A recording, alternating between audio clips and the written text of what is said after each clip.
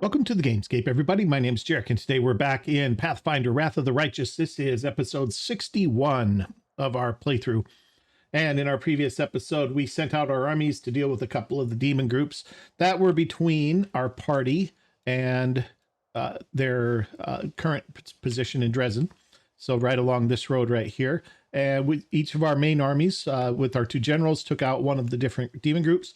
We got a pair of magic bracers out of one of them. And so that was okay. And we were able to get everybody back up to Dresden, including Valric and party. We also had an attack come in. They took this fort or sieged it for about 3 seconds, and then we were right on top of them, so it wasn't a big deal. Drove them off as well, and everything is just fine. Valric and company are back in Dresden now for some much needed rest. About half of the party was on death's door, and so they are going to be resting up. And we've probably got some things to take care of, I would imagine, around the Citadel. For the moment, we still have some easy pickings around here. Here's an easy win right here. There's a couple down here. We could send a little excursion party out to kind of deal with some of this stuff if we wanted to, although this army here is not so easy. This one here is level 7, although they don't have a general. So that's something that we can maybe take a look at.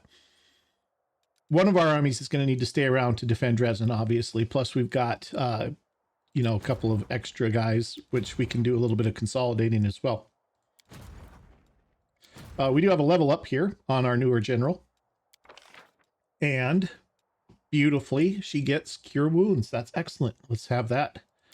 Power times power plus 5 D8 hit points of the target unit is restored. So she's got 22 power. 22 times 22 is 400 and something. So 400 D8. That's a lot.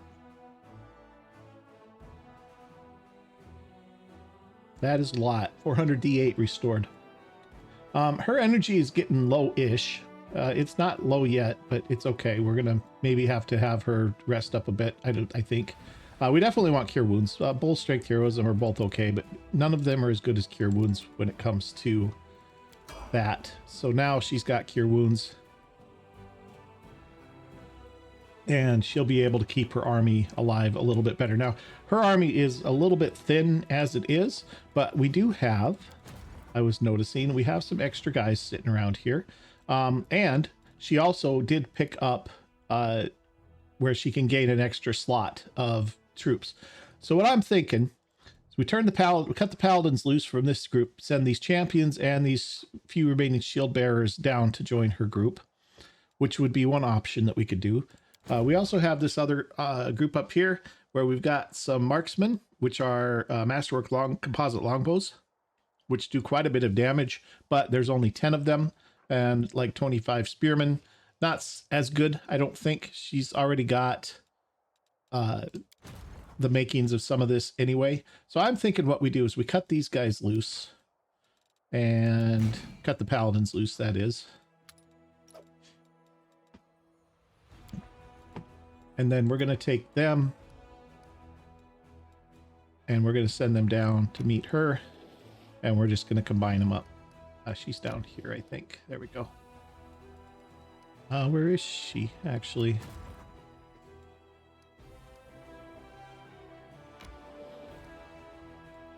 Weird.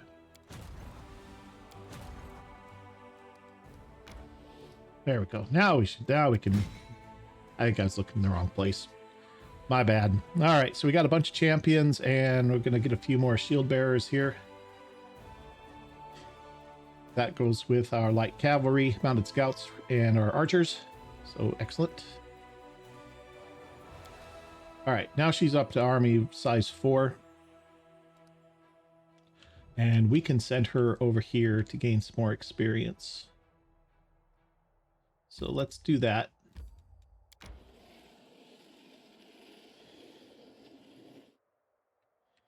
And is she... That is not what I wanted. That is the wrong army. Okay. All right. Let's get her into Dresden for now, just so nobody sneaks up on us here. That wasn't what I had intended to do at all. Nope.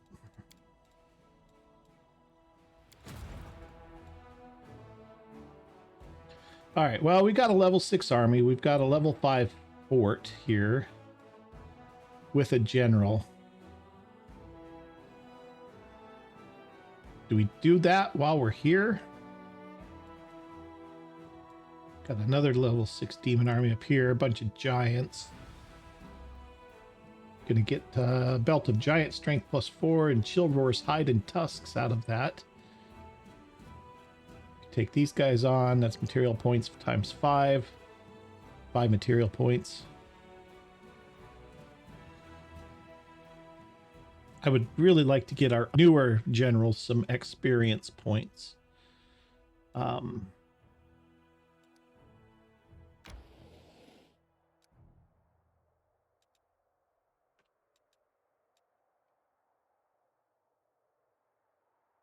We never did get down here to where we could get to where was it? There is it was the other puzzle place that we didn't get to. It was near Canabras, but it was like way over to the east here. Is this it? I don't think so. Demon army, something there. Oh, it might be too late. We might have missed it. Would not have thought so, but I don't know. Oh, it's... I don't know. That's weird. Well, do we do this or not? Let's do this. Let's not, actually. I don't want to have to defend this fort clear over here for right now. Let's just send them back. Okay, they're done. Okay, that's probably good for right now. Okay, here we go. Something up with Erebeth here. Commander, I have alarming news. Sir Ciar seems to be ill.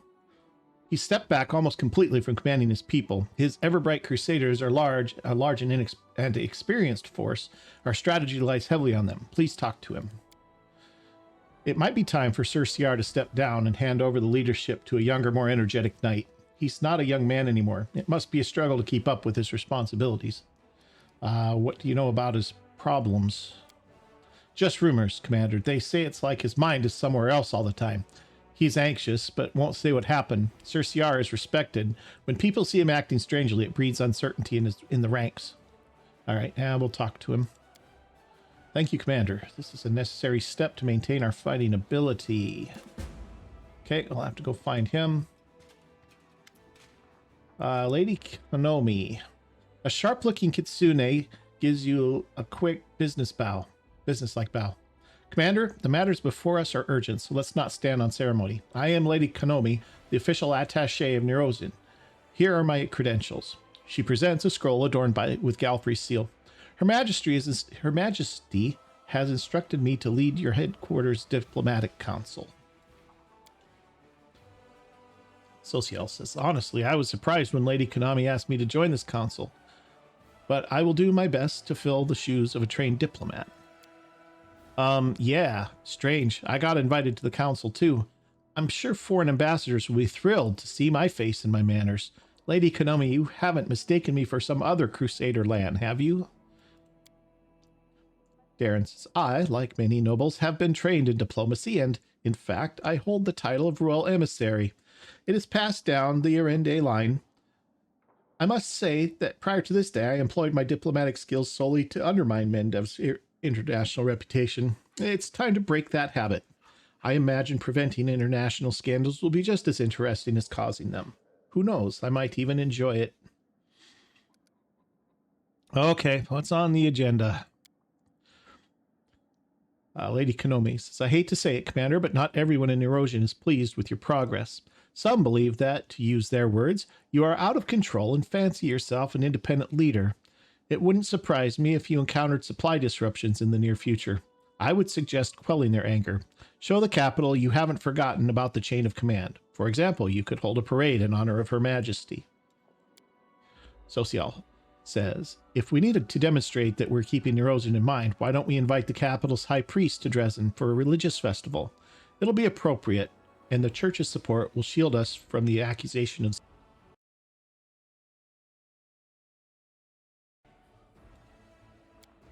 Darren, pander to the naysayers? I think not.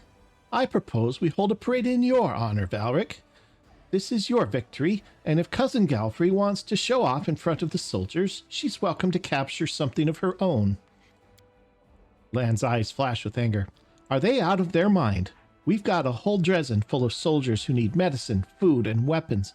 Until everyone has been taken care of, we can't waste a single coin on pointless celebrations. So what did I do to incur Nerosion's discontent exactly? Lady Konomi says, you were too good. You reclaimed Canabras. You won the Battle of Dresden. You're a menace to the world wound. Your authority grows, and the influence of the Queen Galfrey's confidants diminishes. This creates the impression that there's only enough space for you at the top. The members of the Royal Council are afraid that you will muscle them out of their political arena altogether. After all, if you're doing so well, maybe Her Majesty doesn't need them that much. Therefore, they might try to discredit you, impede your war effort, reduce the scale of your victories, make some concessions, and they'll see that you're open to negotiations. All right. Social says invite the high priest. That's going to give us religious feast decree, which means energy point income is increased by 20, finance points reduced by 10% for 30 days. That makes sense. Kind of going behind their backs. That makes sense. Darren says parade in my honor. Cost of recruiting mercenary units reduces by 7.5%. Material points income reduces by 25% for 30 days. That's a lot. I don't know if I like that. Lan says spend the funds to help those in need, which gives us crusade morale increases by 10 or by 20 if crusade morale is below 0. Okay, we're okay without that for the moment. If we do what Lady Konomi thinks, we'll unlock Royal Parade. Finance points income increases by 10% for 30 days. That's probably what we want. Let's go with that. Lady Konomi says, I'm glad you've listened to my proposal. Making friends of the Royal Council will go a long way. It's good that we've gotten off on the right foot, Commander. There will be plenty more issues requiring your attention soon, but I do not doubt that we'll handle them just as expediently. Okay, and here we are. Business taken care of. We do need to rest somewhat, and we have a little bit of shuffling around to do of things. First thing, let's do this. Let's go into the inventory. And Regil was going to get those new bracers that we picked up, which are these. +3 bonus on damage rolls with the offhand weapon when dual wielding or wielding two-handed melee weapon, example a double weapon, which is what he has. And we didn't want to give up Valric's current bracers for the ones that for these, so we're going to give these to him, and that'll give him a little bit of extra damage on his little dex-based arms. So it will be fine. He's in good shape other than that. We also have, for Sela, I need to sort this. We had a scabbard for Sela. I think this is it. Arodin's Wrath, Holy Scabbard, while equipped, alters a Paladin Smite Evil class ability. Changes the type of AC bonus it grants from Deflection to Sacred. Additionally, the wearer's first attack every round deals an additional D4 divine damage. Evil characters can't equip. So technically, this doesn't have to be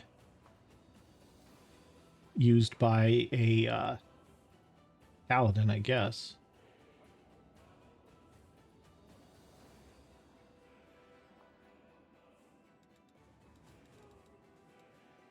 It's weird that it doesn't actually equip somewhere.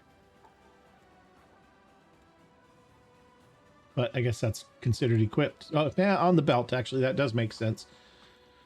That makes perfect sense, actually, now that I think about it for 3 seconds. Okay, we have Arueshalae that needs her mythic feats, and so she's an archer. And so with her arching, That's a thing. Archering with her archerizing. We want her to have something. Mythic ability.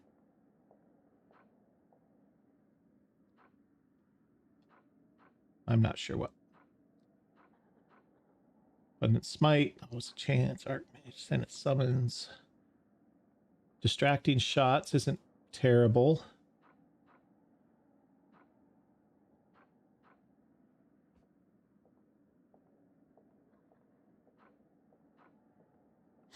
Cleaving Shot, actually pretty good. Each time you deal critical damage with your ranged weapon attack or reduce the target to 0 hit points, you deal your weapon damage to all other enemies in 10-foot radius.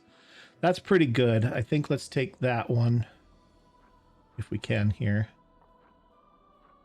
Oh, that's because I need to be over here. That's why I'm looking in the wrong place. Cleaving Shot. There we go. There we go. Looking in the wrong place, fellas. Sorry. Didn't mean to mess that up like that. All right. So Cleaving Shot first. Second one. What do we got? Deadly Aim Mythic is pretty good too. She uses Deadly Aim quite a bit. I think we'll probably go with that. Point Blank Shot Mythic wouldn't be the worst. Rapid Shot Mythic wouldn't be the worst. But Deadly Aim is a bonus to damage. Gain a +3 bonus on ranged damage rolls instead of +2 when your base bonus attack reaches +4 and every +4 thereafter. Bonus on the ranged damage increases by 3 rather than by 2. So I think we want that. Deadly Aim. And then for her third one, which should be her last at this point, what do we got? We have Distracting Shots would be a possibility. You know, that helps out our front range, our front line guys. Just basically, this reduces the armor class. If you hit an enemy with a ranged weapon attack, it receives a penalty on AC against the melee attacks equal to half your mythic rank for 1 round. So basically -1 or -2, depending on how it rounds it, armor class every time she hits something against melee attacks, which would be a lot of different things. So I think that's what we want for this one. And I think that'll do it. Yep, that's it for this one. She also has spells, as I recall. So let's make sure she's got spells. She does. All right, what do we want? She wants Hurricane Bow for sure. Does she want an Aspect of the Falcon? Wouldn't hurt maybe to have one of those too. I think that's good for her. For 2, Barkskin, yeah, I don't know. Sense Vitals seems like it's probably better. Yeah, I think Sense Vitals is going to be better. Give her the couple of those so that she has extra, you know, she can go more than one fight, basically. Her level 3, she is a ranger. Instant Enemy's an excellent spell for a ranger. Basically, it allows her to just pick anything that's going to be her new enemy. And she gets all the bonuses of her favorite enemy's classes against that person, or against that target, rather. And it's not, you know, there's no, not affected by spells, by targets, spell resistance. They can't save against it. It just happens, it looks like. And that's for 1 minute per level. Casting time is also a swift action, which is excellent, which means that she can do that plus anything else she wants to do. I think the others are full. Yeah, standard action. And I know these are standard actions. Yeah. But that's a swift action, which means she can cast that and then still take her shots, which is going to be great. So, all right. So she's all set. I think we're ready to rest. I think everybody else's spells were in decent shape. We're going to make another haste scroll, and we're going to do some cooking, apparently. The only thing he could really do would be a Cure Light Wounds potion, which probably isn't worth it. Might as well just have the Seasoned Wings.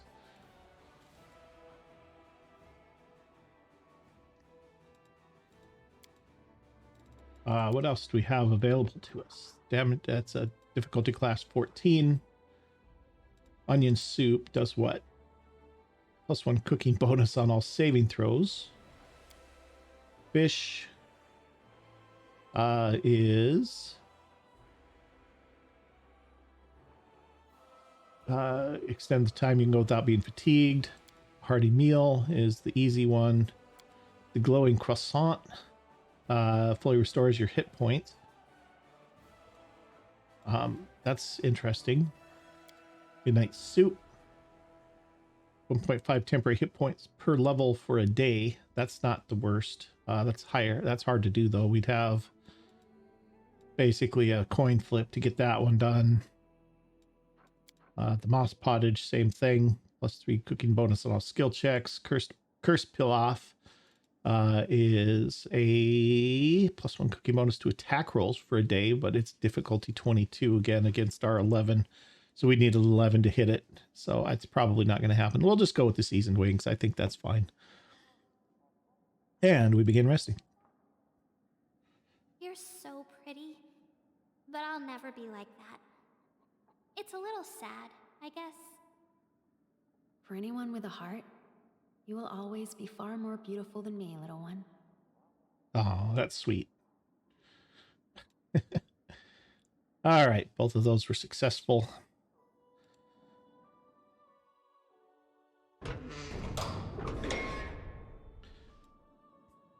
Attack out of nowhere. Explore the molten scar.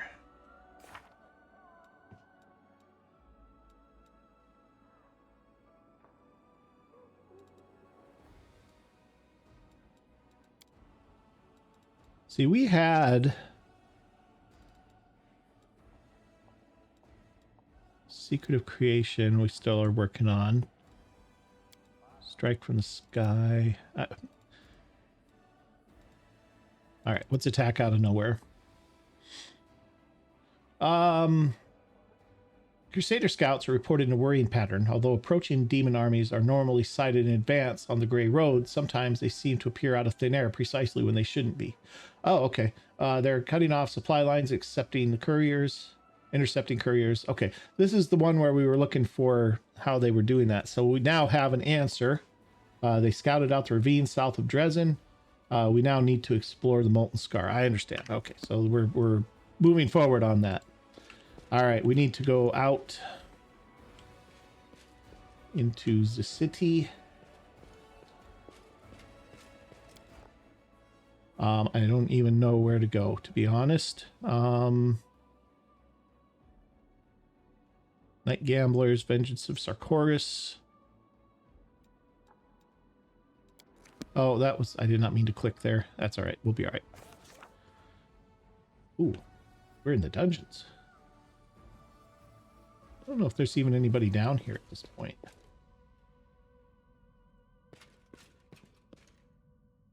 There's not. What's in here? Oh, those are good ingredients. Glad we checked that.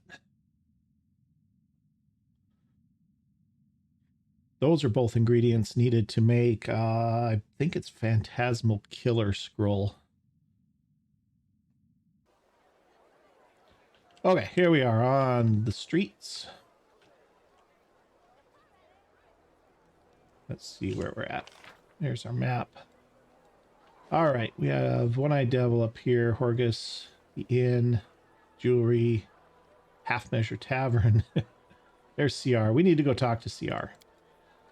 Let's go do that.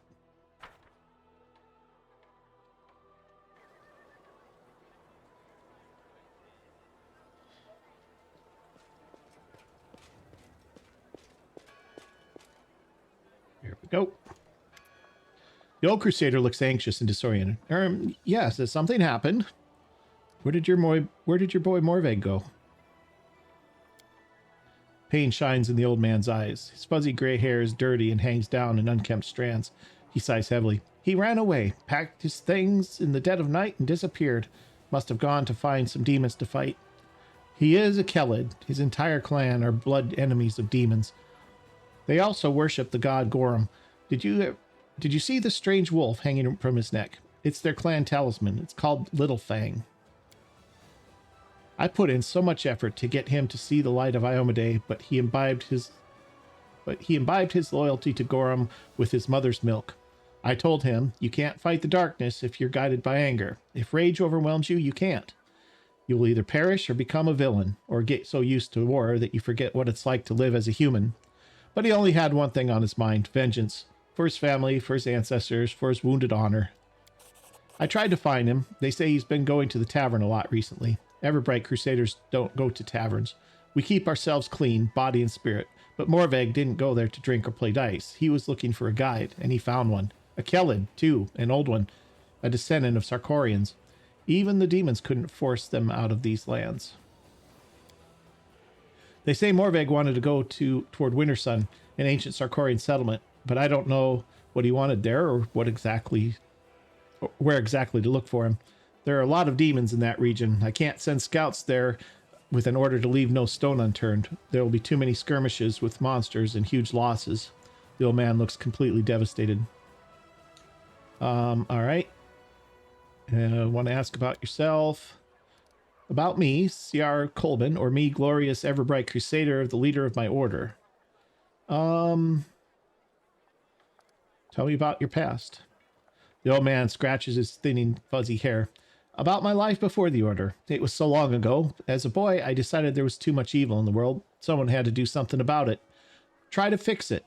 I decided to become a priest, but then I saw the Everbright Crusaders, so proud, so pure.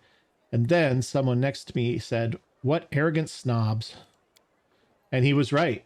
We Everbright Crusaders actually are a little arrogant. So I thought, maybe these invincible snobs could use the help and companionship of a simple and warm-hearted lad like myself, who knew that years later I would become their leader. And tell me about the order. The Everbright Crusaders are not the oldest order, but our traditions are solid. For us, fighting the world wound is not a war, it's our service.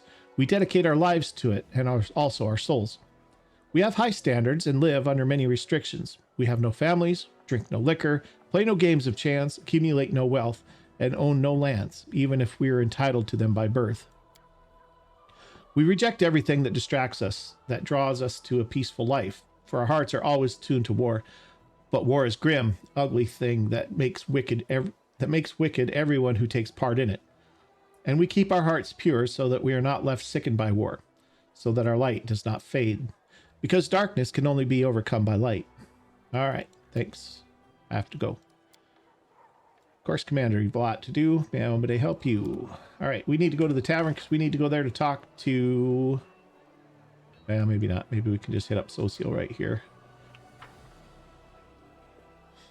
Social's got a gambling problem, according to... Irabeth. Good afternoon, Commander. How can I help you? I've heard that you've been rather busy playing cards at night. Cards? Me? Socio looks away in embarrassment. Who could possibly think? I've only visited the games once or twice to get the sense of what our soldiers do when they're off duty. You think I'm addicted to gambling? Nothing of the sort. Don't worry, I'm absolutely fine. What do you think about your brother's fate now that you've learned what you've learned? I can't wrap my head around what I've learned. It's as if we were talking about a different person altogether. How could he? Why did he give his shield to that she-devil in black armor? Or Shaylin?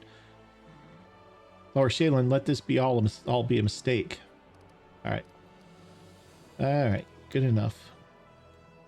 So, yeah, so there's nothing there, apparently. Tavern. Oh, you know what? Arueshalae's around here, too. We should probably see about talking to her.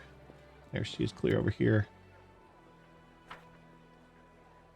Since she's new to the party, probably a good idea to talk to her a little bit. I'm sure she's got stuff to say. Of course, she's all the way across the city.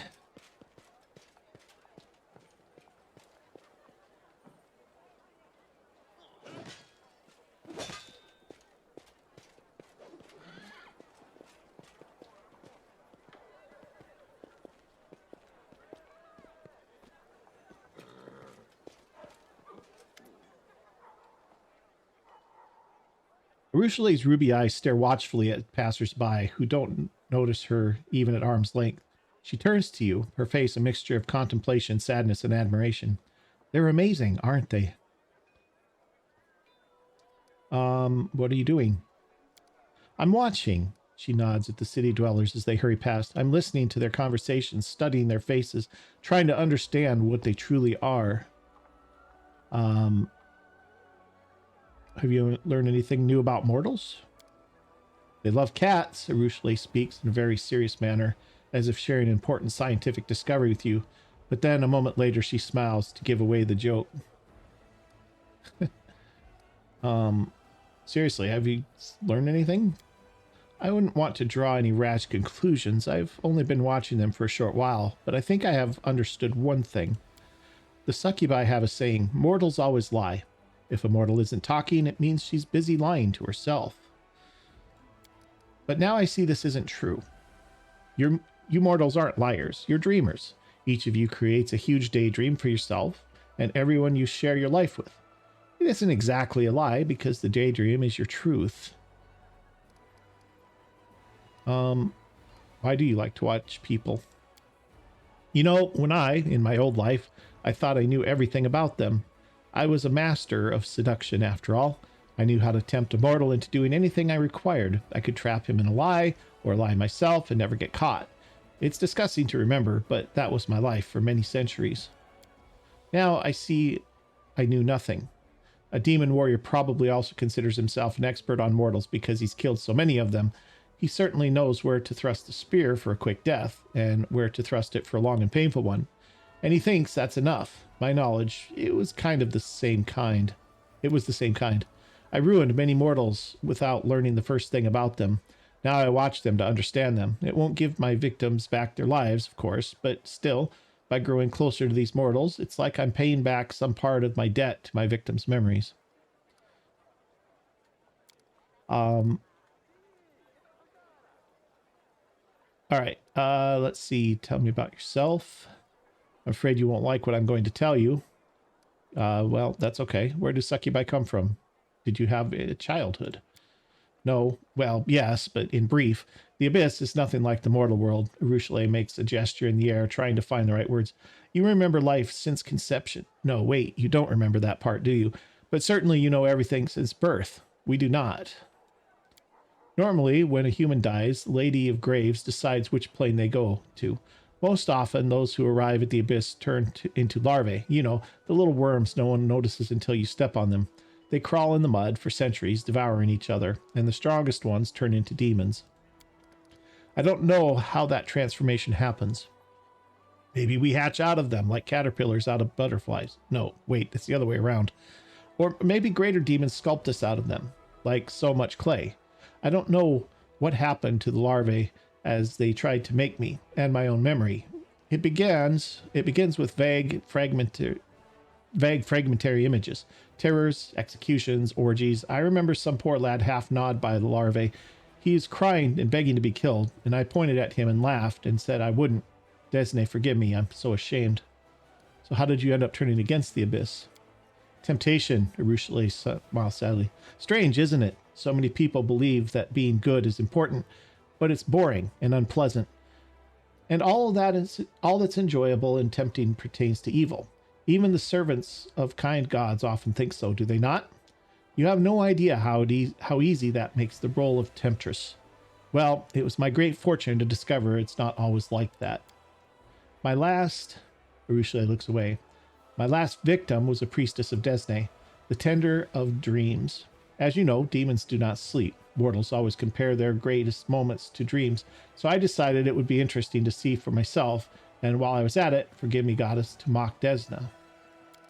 This priestess lay in my arms, dying of my kiss. I remember every smallest detail. The cold sweat on her skin, her eyes rolled back into her head, her weak whisper. It's so difficult to recount. Well, I dove into her mind to see what mortal dreams were like, but the goddess saw me in her realm, and it turned out I remained there far longer than I planned. What did Desna do to you? As a punishment, she gave me mercy. I often think, why me? She could easily have blown me away like smoke with a flick of her finger. The gods rarely trouble themselves with the lives of mortals, and even less so with demons, but for reasons of her own, she paid me special attention. She woke in me memories of the sinners whose souls were used to create me. All those humans. I knew nothing of them until Desna showed me. Each of them had their own dreams, and a world without pity trampled each of them and placed them on a path that led to the abyss. Their memories, all their hopes and pain. I'm sorry, it's hard for me to talk about this. You see tears well up in the succubus's eyes. She wipes away her tears and continues. The most important thing I realized was that every mortal is a little world of hopes and dreams, and that although I might be a succubus, I didn't have to live forever with those beastly, boring pleasures and tortures of the abyss. I can be free. I can be myself if I can only understand who I am. So you don't know who you are? What of you? Do you know who you are? Are there many mortals who can make that claim? Before returning me to the mortal realm, Desna whispered something in my ear. I can still hear her words. She asked me, "And what do you dream of?" And I don't know. I still don't. You see, demons are simple creatures. Arueshalae purses her lips. Each is guided by 2 or 3 strong sins. Before my conversion, my sins were all I was. A ball of desire without anyone behind them doing the desiring. Desires for sex, for flattery, and food. But now I have me, and it's amazing, but it's also complicated. Arueshalae makes an apologetic gesture and smiles. So what did you do after your conversion? I traveled. In the beginning, I thought it was wise to keep away from demons and their temptations, run off to Absalom, or perhaps even farther, to another plane. But then I realized that I didn't deserve freedom yet. The abyss was still in me. It calls to me, tempting me, seducing me. If I ran away, I would soon return to my old habits. Arueshalae forces the word out of her mouth. That's why I came here to join the war, to remember who my enemy is, to defeat the demons, not just for the mortal world, but for myself as well. Because if I don't kill my past, it will always be reaching for me. I'm a wonderful liar. I'm no longer proud of it, but it's still true. The demons never suspected my treason until the very end. I lived as a spy and regularly reported back to the priests of Desna whatever I learned. Naturally, I concealed my identity from them as well. I would have never been caught, but when I learned that Descari was planning an attack on Canabras, there was no time for caution. I risked everything to warn you, and paid with my freedom. All right.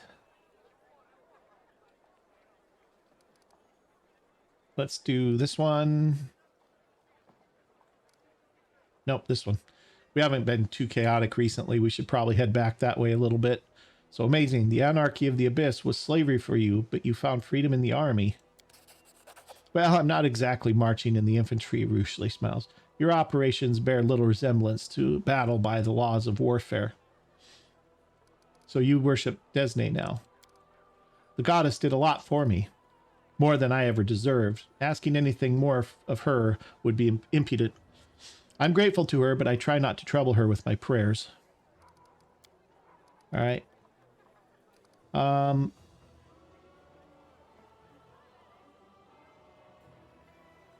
We are being attacked by demons with unusual powers. Do you know anything about them? Arueshalae thinks for a long while. Finally, she answers hesitantly. Back in Arueshalae, wow, I got that right, Arueshalae, there were rumors about terrible experiments that Baphomet and Descari performed with their troops to make them stronger. Here on the material plane, these rumors were embellished with lots of details. Some say the demons undergo rituals acquired from Zon Cathan. Others say they feed on the blood of angels or clip-flops or demon lords. Still, others say that there are no experiments and Baphomet is just bringing back fighters from the future, a future in which the demons have already taken all of Galarion. Is there a grain of truth in any of these ramblings? There's no way to know. Naturally, none of these rumors give any indication of where these demons come from. I'm sorry I can't help. The only thing that's clear is that the lowly fighters of the army of the abyss are as puzzled by this as we are. Can I ask you a personal question? The kind of question a mortal might ask a succubus. You want to talk about sex? Arueshalae looks you in the eye. Ask me anything. I won't keep secrets from you, but don't expect to hear anything light-hearted or pleasant. The kiss of a succubus is deadly, isn't it? Not just the kiss. Any caress of any kind sucks the life from mortals, and there's nothing I can do about it. Arueshalae touches her lips ever so lightly. For mortals, tenderness is tenderness and violence is violence, but I don't know what it's like to kiss and not inflict pain. I just hope my observations of mortals will help me understand. Young lovers, old spouses, even what mortals condemn as promiscuity. To me, it all looks like something amazingly human. A drop of vital injury is a small price to pay for your kiss. Maybe not quite yet. We already covered this. Really? Yeah. Do you still feel desire? Arueshalae keeps a long silence. She searches for the right words. You see, on the one hand, my succubus nature remains with me. I feel. The desire I feel is the one for my old life. When I look at any mortal, I immediately imagine how she looks away. But that feeling, that desire, that's not what mortals feel. When you like someone, you don't ponder how good it would feel to drink their soul, do you? You think about how good it would feel to be together. Together, you see. You know how you want someone, and at the same time, not want to destroy them. For me, it's always one and the same. True despair rings in Arueshalae's voice. I'm not even talking about love, just the common mutual affection of mortals, when they're not poisoned with violence. Now, I know that I've never felt it. It's hard to imagine how it's even possible. I believe you'll be able to experience love one day. I hope so. It's just that, she brings her hand to her chest, I don't deserve it. Who would dare love a predator from the abyss who, by her very nature, is unable to return those feelings? If we touch her, we could get zapped for that. Do not lose hope. One day you'll find someone. You know what?